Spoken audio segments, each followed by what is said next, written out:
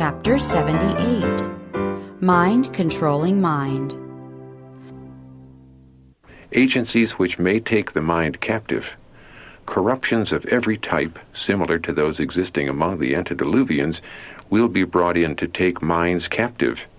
The exaltation of nature as God, the unrestrained license of the human will, the counsel of the ungodly, these Satan uses as agencies to bring about certain ends. He will employ the power of mind over mind to carry out his designs. The most sorrowful thought of all is that under his deceptive influence, men will have a form of godliness without having a real connection with God. Like Adam and Eve, who ate the fruit from the tree of the knowledge of good and evil, many are even now feeding upon the deceptive morsels of error. A dangerous science. I have spoken distinctly regarding the dangerous science which says that one person shall give up his mind to the control of another. This science is the devil's own. Mental influence in treating the sick. In the treatment of the sick, the effect of mental influence should not be overlooked. Rightly used, this influence affords one of the most effective agencies for combating disease. There is, however, a form of mind cure that is one of the most effective agencies for evil. Through this so-called science, one mind is brought under the control of another, so that the individuality of the weaker is merged in that of the stronger mind. One person acts out the will of another. Thus it is claimed that the tenor of the thoughts may be changed, that health-giving impulses may be imparted, and patients may be enabled to resist and overcome disease. This method of cure has been employed by persons who were ignorant of its real nature and tendency, and who believed it to be a means of benefit to the sick. But the so-called science is based upon false principles. It is foreign to the nature and spirit of Christ. It does not lead to him who is life and salvation. The one who attracts minds to himself leads them to separate from the true source of their strength. It is not God's purpose that any human being should yield his mind and will to the control of another, becoming a passive instrument in his hands. No one is to merge his individuality in that of another. He is not to look to any human being as the source of healing. His dependence must be in God. In the dignity of his God-given manhood, he is to be controlled by God himself, not by any human intelligence. God desires to bring men into direct relation with himself. In all his dealings with human beings, he recognizes the principle of personal responsibility. He seeks to encourage a sense of personal dependence and to impress the need of personal guidance. He desires to bring the human into association with the divine, that men may be transformed into the divine likeness. Satan works to thwart this purpose. He seeks to encourage dependence upon men. When minds are turned away from God, the tempter can bring them under his rule. He can control humanity. Temporary relief, but the mind permanently damaged. No individual should be permitted to take control of another person's mind, thinking that in so doing he is causing him to receive great benefit. The mind cure is one of the most dangerous deceptions which can be practiced upon any individual. Temporary relief may be felt, but the mind of the one thus controlled is never again so strong and reliable.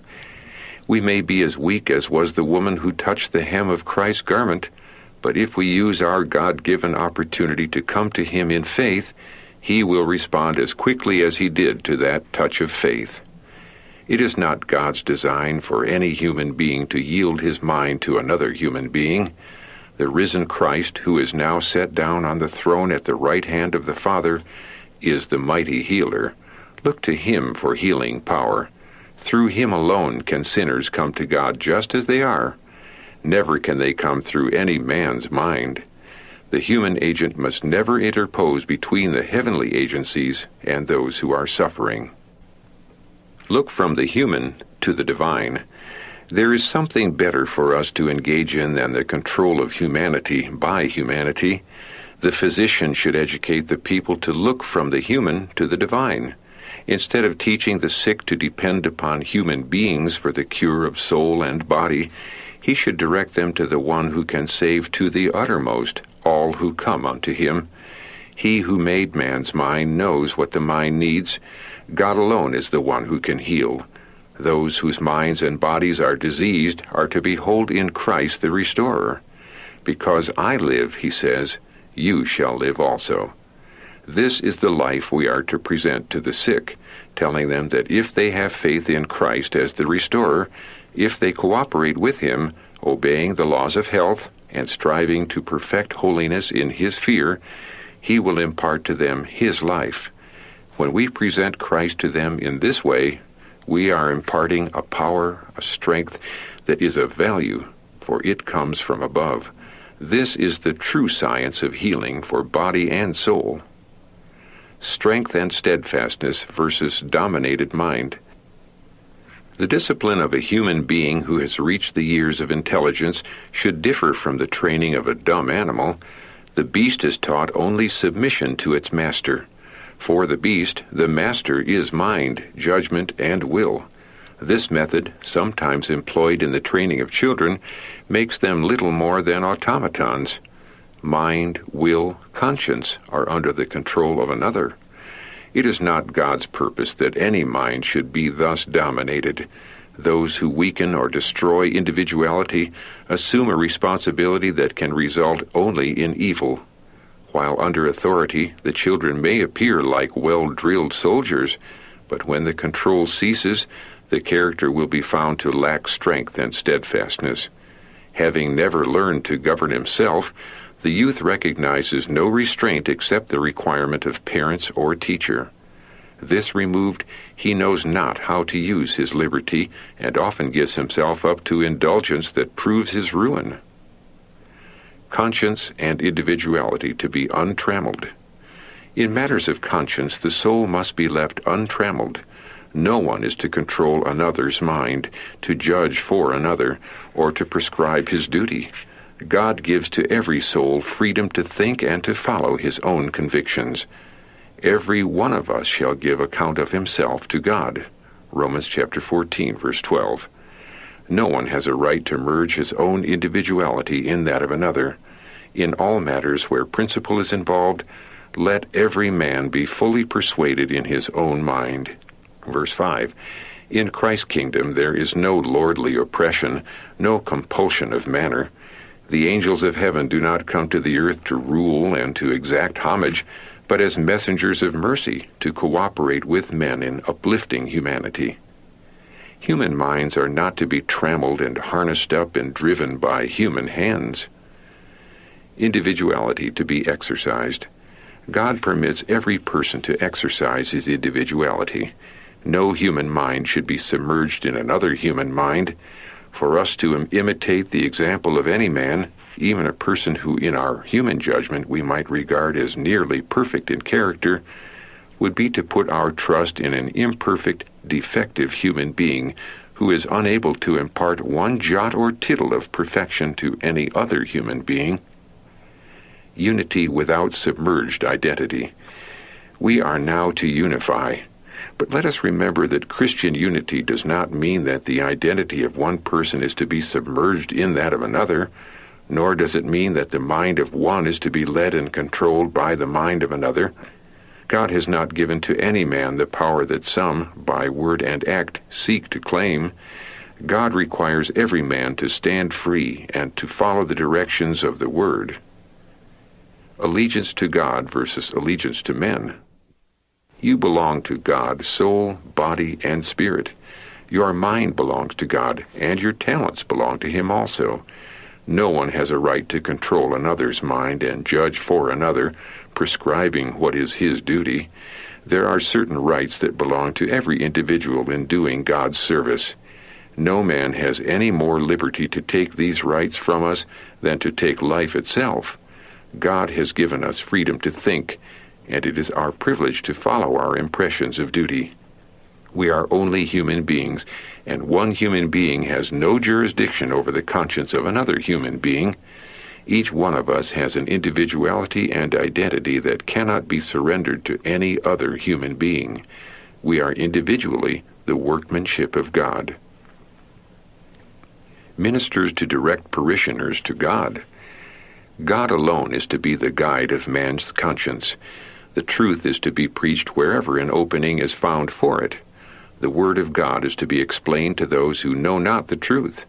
This is the work of God's ministers. They are not to teach men to look to them, or to seek to control the consciences of others. If any of you lack wisdom, let him ask of God, that giveth to all men liberally, and upbraideth not, and it shall be given him. But let him ask in faith, nothing wavering. For he that wavereth is like a wave of the sea, driven with the wind and tossed. For let not that man think that he shall receive anything of the Lord. A double-minded man is unstable in all his ways. James chapter 1, verses 5 through 8. Making flesh our arm. We are prone to look to our fellow men for sympathy and uplifting instead of looking to Jesus. In His mercy and faithfulness, God often permits those in whom we place confidence to fail us in order that we may learn the folly of trusting in man and making flesh our arm. Let us trust fully, humbly, unselfishly in God. Satan controls the mind that controls. To advocate the science of mind cure is opening a door through which Satan will enter to take possession of mind and heart. Satan controls both the mind that is given up to be controlled by another and the mind that controls. May God help us to understand the true science of building on Christ, our Savior and Redeemer. Satan cannot touch the mind not surrendered to him. The interests most vital to you individually are in your own keeping. No one can damage them without your consent. All the satanic legions cannot injure you unless you open your soul to the arts and arrows of Satan. Your ruin can never take place until your will consents. If there is not pollution of mind in yourself, all the surrounding pollution cannot taint or defile you. Satan cannot touch the mind or intellect unless we yield it to him. Not the faith of Jesus. An acceptance of the truth of heavenly origin brings the mind into subjection to Christ. Then the health of soul which comes from receiving and following pure principles is revealed in words and works of righteousness. The faith which leads to this is not the faith which believes in mind controlling mind till one person acts out the will of another. Church members having confidence in this science may be called sound in the faith, but it is not the faith of Jesus Christ. Theirs is a faith in the work which Satan is doing. He presents gigantic errors, and by the miracles which he works, he deceives many. This work he will do more and more. A healthy church is composed of healthy members, of men and women who have a personal experience in true godliness.